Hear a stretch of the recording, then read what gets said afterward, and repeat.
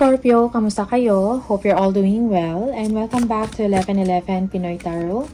Tingnan natin kung ano yung mga energies and messages for you, mga gabay at blessings for Scorpio.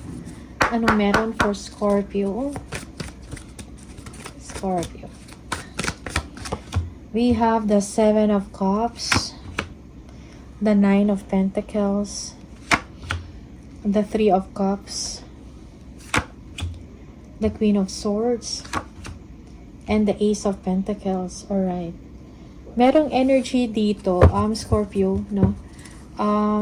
Parang ang dami kang naiisip or meron kang mga options, may mga choices, no, in front of you or siguro iniisip mo to, meron kang mga gustong bilhin or may gusto kang gawin, something like that, alright? And you need to make a decision about this. Financially, you are secured, you are stable, or if you have a business, your business is doing well, lumalago, kumbaga, alright? Or pagdating sa trabaho, you are doing well, no? You are independent or masipag ka, okay? And meron ka ding contentment sa ngayon, sa nangyayari sa iyo ngayon, or your current situation, or contentment about your business or venture, creative project, ano mga passion project mo dyan. So, in general, meron kang peace of mind and contentment dito. Okay? Okay, merong energy dito, no? That it's time or there is a need for you to have fun, no?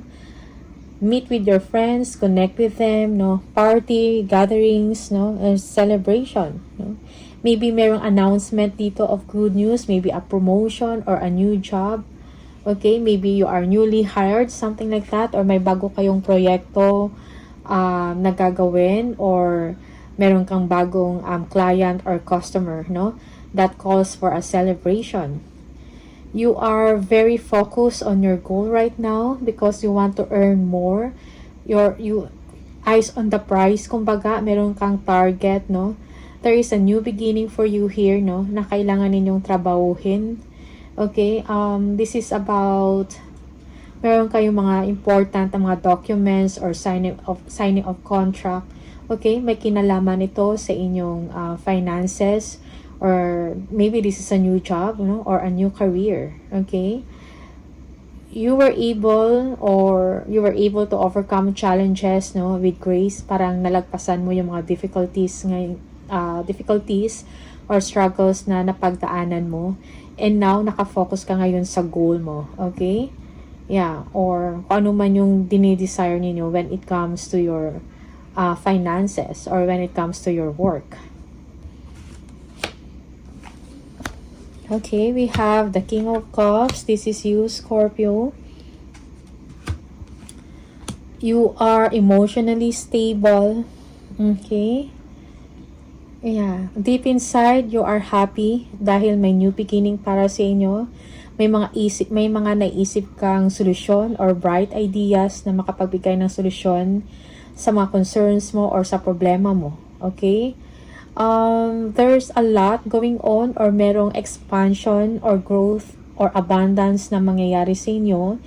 But whatever it is, or maybe may mga plano ka, no, like may plans kang bumili ng bahay or bumili ng sasakyan or magta-travel ka, may plans ka na or maglipat ng trabaho. Just keep it to yourself, okay? You know that there is something for you, na something big, no, na nagpapasaya sa inyo or nagbibigay ng sigla sa inyo, okay? Yeah. 9 of Cups, yes, definitely there is a wish fulfillment for you, no? Merong emotion, you are emotionally satisfied of what is currently going on sa inyo or sa mga, or ito ay mangyayari pa lang, okay? Merong wish come true dito sa inyo. It's a dream come true na parang finally, ito na yung matagal kong inaantay na break, no? Yeah. Or merong breakthrough dito, okay? Knight of Pentacles, yeah, this is good news about money, stability, okay? Slow and steady.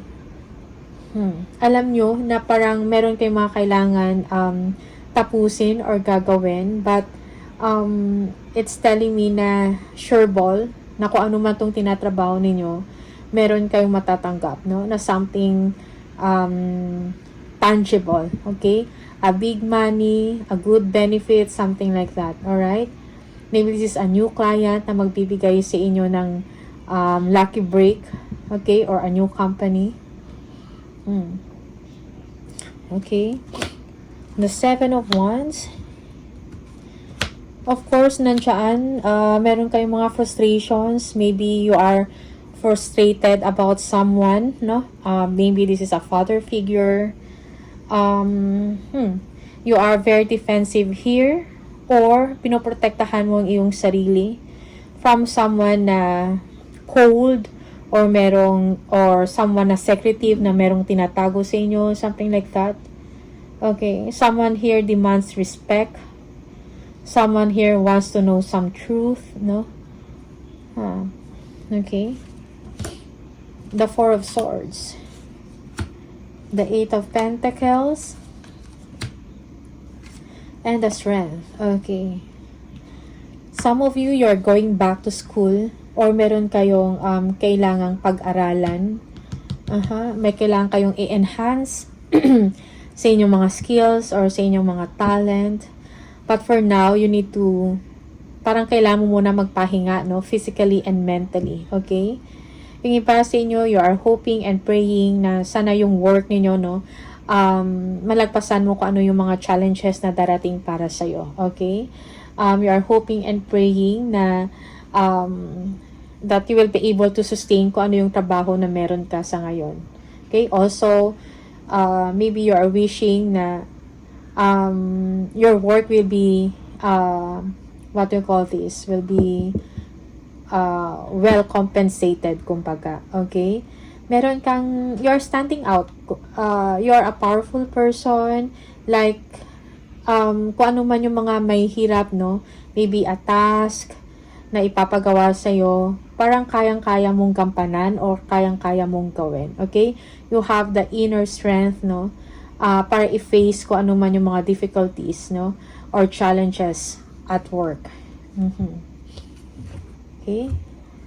Yeah. Be courageous, no? Sinasabi din na parang you have to, parang ipakita mo na you are tough, you are disciplined and and at the same time controlled ang inyong emosyon, no? Yung parang hindi kayo nagpapadala sa mga challenges, okay?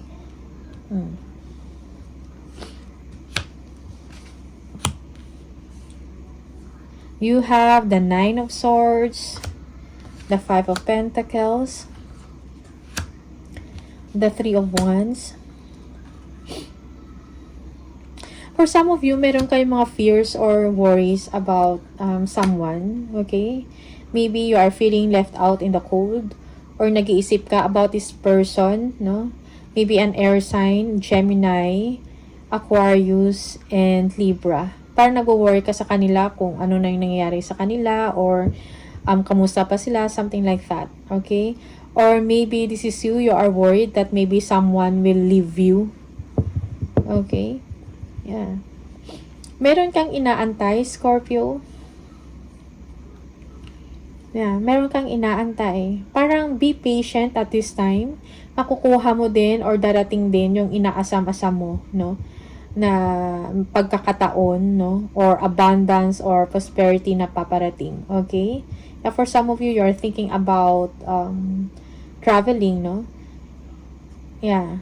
Parang meron ka lang inaantay bago ka umalis. Alright? Also, we have the Hermit and the Hierophant. Okay. Scorpio, may iniisip ka, no? This is about work. Parang strategize ka, siguro nag-iisip ka kung paano ka makakuha ng magandang resulta sa trabaho mo. Okay, you need to get along with the people na katrabaho mo, or maybe this is a boss, no? Also, meron ka din siguro iniisip na mga procedures or policy, no? About sa isang company or sa isang organization, okay? If not, this is about marriage, no? Or about commitment. You're thinking about this. Siguro nahihirapan ka na But you're thinking, no, I will not give up, no. Kaya pa to, we will work on this, something like that, okay?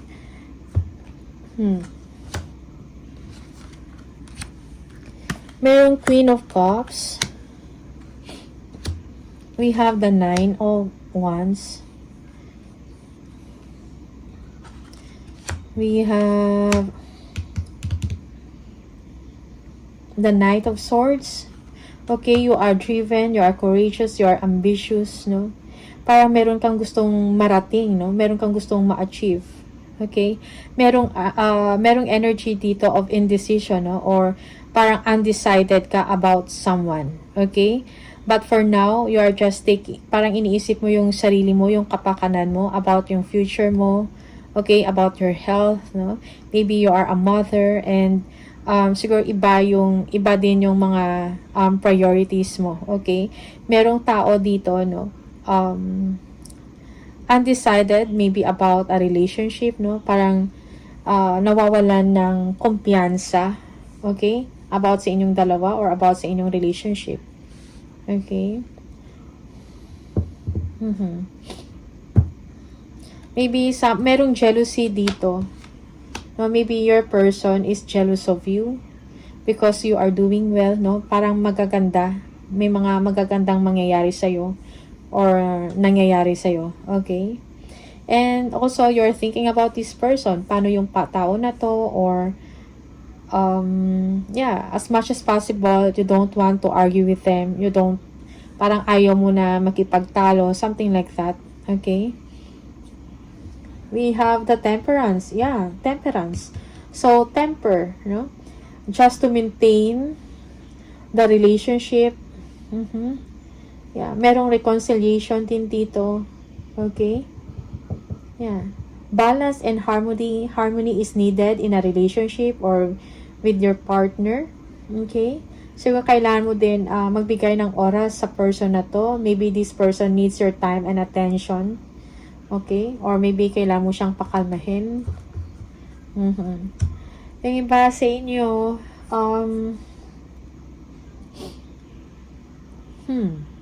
you're thinking about marriage, no? But merong restriction when it comes sa money. Okay? Also, may concern dito about priorities. Okay? Yeah. Maybe meron kang pinag-iisipan, no? Whether to get married or not, to stay with this person or not, to commit with this person or not. Okay, that's for some of you. We have the Justice. Okay. The Four of Wands. Yeah, do what you think is right, no? Believe in yourself. Okay. It's time for you to celebrate and gather with your friends. No? Yeah, okay. Merong someone dito, or maybe this is you feel bored or meron kang pinag-iisipan dito, no? You're thinking about a relationship or you're thinking about family, okay? Yeah, merong someone dito na parang hindi nakikipag-usap sa'yo, okay? Alright, the Emperor and the Ace of Wands. Yeah, you are doing well when it comes to your work. No? Parang merong new beginning for you. Merong expansion and growth sa trabaho mo, sa career mo, or sa ginagawa mo. Something like that. Or sa business mo. Okay? May stability na darating for you. No? You are financially secured. Okay? It's just that emotionally, emotionally parang meron kang, ano tawag dito? May dissatisfaction kumbaga about someone. Okay? Maybe this is about a relationship. One more, the Ten of Cups. Yeah, good things are happening to you or mangyayari pa lang, no? Like, kung ano yung mga problema ninyo or mga concern ninyo about or may mga material needs kayo, no? That will be covered, no? Merong emotional satisfaction with the family, okay? You will be secured financially, no? Merong stability. the Two of Pentacles. You know na parang meron kang pagdesisyonan, no? Yeah. Okay. Work-life balance is important, Scorpio. You need to strategize, no? Paano mo hatiin ang iyong oras or ang inyong atensyon. Merong pag-uusap dito or planning about future or about work, no? Merong collaboration or you'll be working with a mentor, something like that, okay? You'll be working with them, no? Collaboration. Okay, Judgment. Yeah, you are entering a period of expansion, okay? Parang may mga parang may awakening dito sa iyo, no? Na parang may kailangan kang baguhin, no? A change is needed, parang ganon, okay? Whether it is a relationship, no, or maybe this is a relocation of job or work, or this is a new company, no, na inyong sisimulan, okay?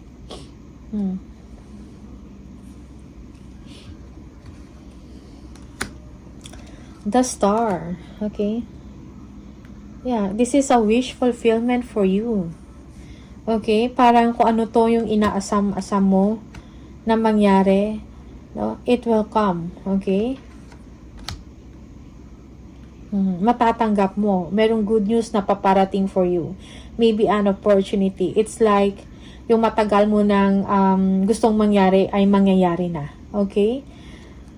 There is an increase in money or resources, no? Elevation of money. Also, for some of you, merong travel dito overseas. Okay? You will be completing a phase in your life, no? Merong ending. Tapos, merong new beginning for you. Okay? This is a lucky break also na darating for you. Okay? Yeah. For some of you, may mga delays, no? Pero whatever it is, kung mga delays na yan or kung meron mang mga deception na nangyayari, no? Maybe you have to let go of that, no? Meron kang kakayahan to make things happen. Okay? Yeah. Let go of your fears.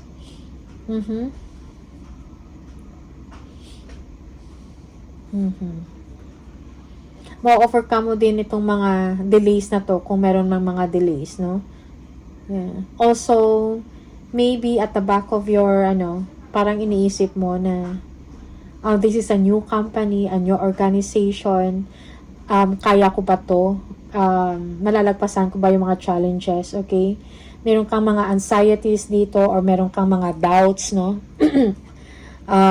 You are thinking about your colleagues, your new boss, no? New colleagues, something like that. Okay? But, kayang-kaya mo, no? Malalagpasan mo siya.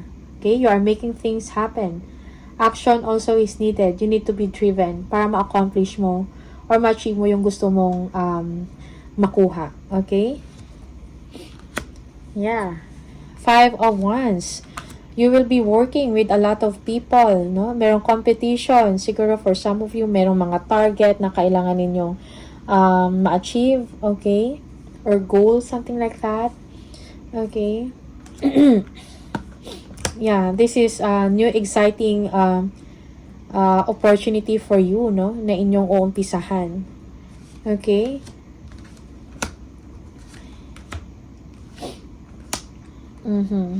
Yeah, for some of you, you're thinking about someone, siguro malayo to sa inyo. You're thinking of traveling to meet them, or this is your person, no? Merong pag-uusap or merong pagpaplano na magkikita kayo, okay?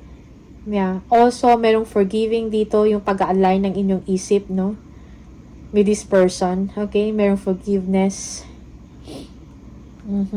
Yeah. May mga frustration, no, sa relationship. Okay? And hard work is needed, no? Yeah. Kailangan pag-usapan kung anong mga kailangang pag-usapan, no? Para masolusyonan kung ano yung problema, no? Kung ano yung mga differences ninyo, merong pagkakaayos na mangyayari. Okay? Yes, Scorpio.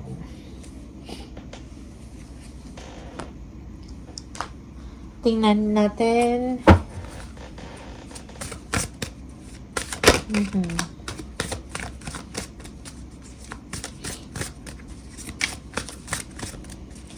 Message from the universe for Scorpio.